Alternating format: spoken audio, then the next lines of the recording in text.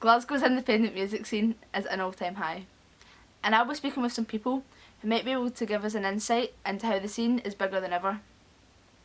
I'll be speaking with Lauren Harper, who runs Press Live, an online press company, Darren Coles, who runs an independent record label, and Glory in the Fall, who are a band making music and gigging throughout the Glasgow area.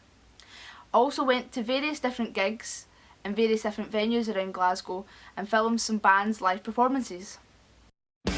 You are the only one to decide your part.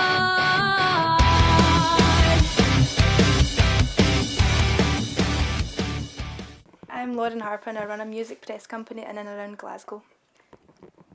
How long have you been running that company? I've been running the company for almost 3 years now and it's just getting bigger and better. I'm Darren and I run Keep Smelling Records. When did you start the label? It was originally about a year ago where it kind of first came into mind on what we were wanting to do and like how we were planning on achieving it, but it was only really until about 3 or 4 months ago where we kind of put it all into effect. What inspired you to start the label? It was probably more of a kind of DIY perspective. Where the band that was in Picnic Basket Nosedive, we were kind of trying to like find a label and somewhere to kind of put it out, but we thought we'd probably have a lot more control and promotion to just put it out ourselves and see where we can take it from with that. How important do you believe networking is as part of the independent music scene? It's one of the most important things because you've got to actually start speaking to people in order to get your career to where you want it to be, because there's no point in you sitting in the house. You can put stuff on Facebook or YouTube or anything like that, but at the end of the day you have to get out there, so networking's one of the most important things when you're an upcoming band. It's the easier way to get like music out. It's a better platform now with like YouTube and Facebook and stuff for us to get music out. Yeah, like Bandcamp as well, because we released a single on that and it was just it was straightforward. I wanted to go through like iTunes and stuff. It was just kind of straight out to why people can listen to music anyway. So it's a lot easier. So definitely say like that platform's definitely grown anyway.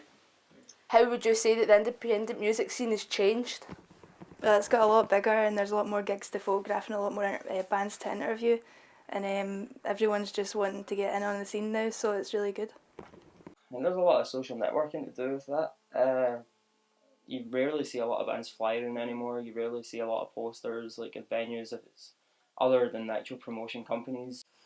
Stay classy, Jennifer. You drunk out your arse again. Won't miss those late night calls, but you sure have a way with words.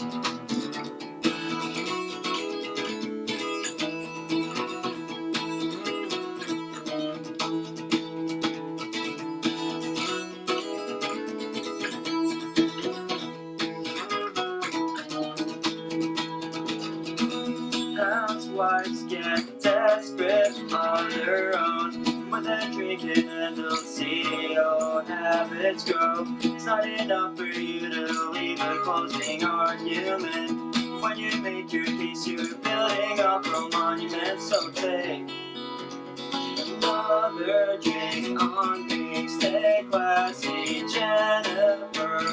You're drunk off your arse again.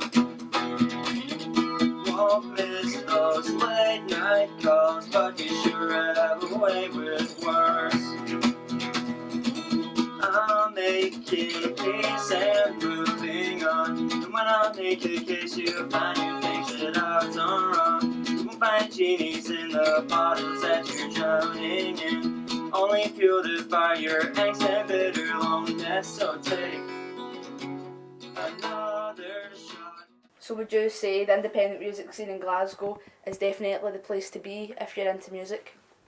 Definitely, there's so much music in Glasgow. Like, the independent scene just continues to get bigger and better all the time, and bands are coming from nowhere now because they know that they can make money this way and they can meet new people this way, and everyone just wants a piece of it. What would your advice be to new bands in Glasgow that are just starting?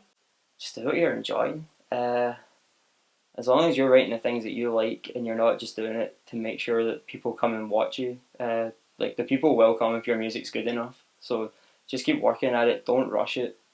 Like don't just come up with 4 songs and 3 covers. Just like keep working at it until you've got something that makes you feel like it's worthy of playing live.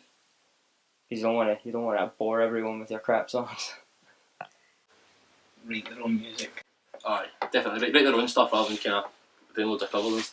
Covers, just kind of, if you write your own material, Get it you'll be kinda- recorded. Get it on it.